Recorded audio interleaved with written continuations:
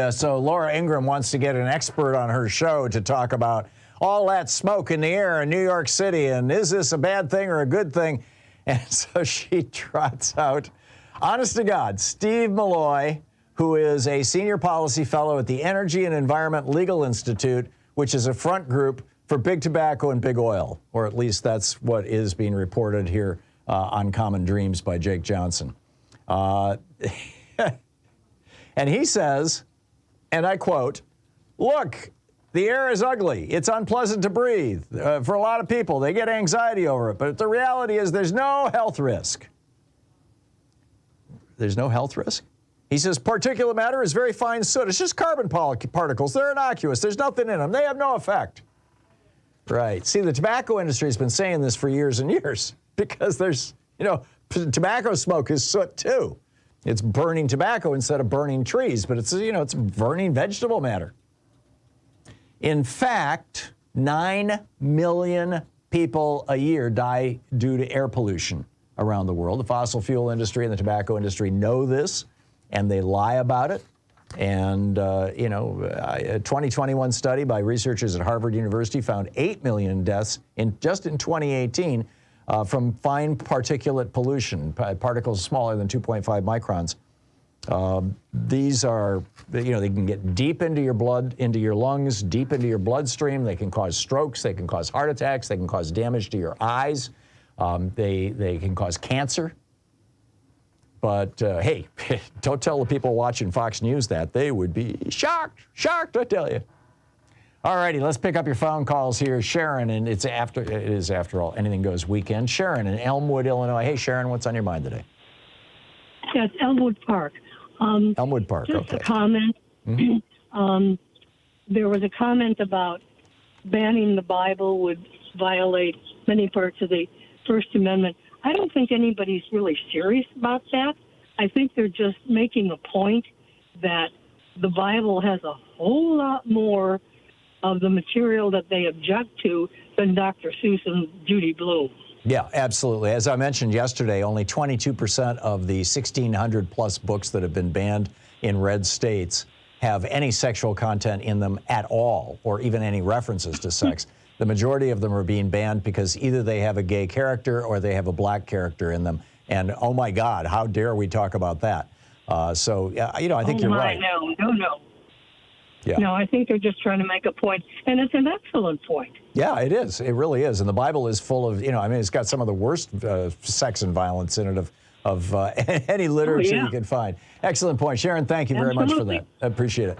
Ron in Farmington, New Mexico. Hey, Ron, what's on your mind? It says you want to disagree with me. About what? Well, Tom, I do, but I don't. You cleared it up a moment ago. If this were a majority conservative nation where the public demanded conservative values, would you still want the Supreme Court to rule according to the will of the people? And your honest answer has to be no. Yeah, no, I want the Supreme Court to rule on what is right. And that's why I pointed out that those 7 justices that were Republican appointees, this was before the Federalist Society started vetting all the nominees.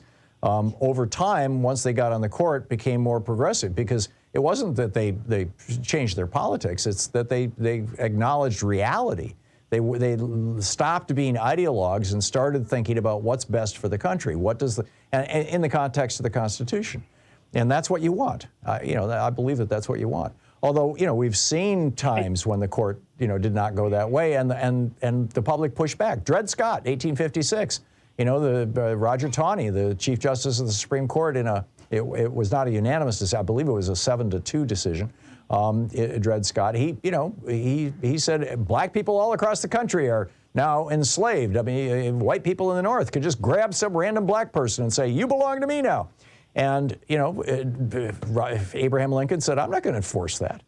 And that's the crisis that the Supreme Court is facing. If they're going to go total wackadoodle, at some point, they're going to have a president or a Congress who are just simply going to say, and it would largely have to be the president who has to enforce their decisions, who's going to say, "No, we're not going to enforce these decisions." And they can't afford to have that kind of a crisis of confidence. No, Tom, and I appreciate that. And I'm somebody that your audience doesn't think exists. I consider myself a rational, compassionate conservative. And I listen enough to progressive radio, and I hear callers say that those people don't exist. Every What makes you Republican conservative? is of this and that. We only have about 30 seconds. My apologies, but what makes you conservative? That I believe in people being able to make decisions for themselves, for the most part, within laws. I don't want me how to live. I don't want the government telling me I can or can't have a gas stove. I can or can't invest in this property or this fund or whatever. I don't want the government living my life.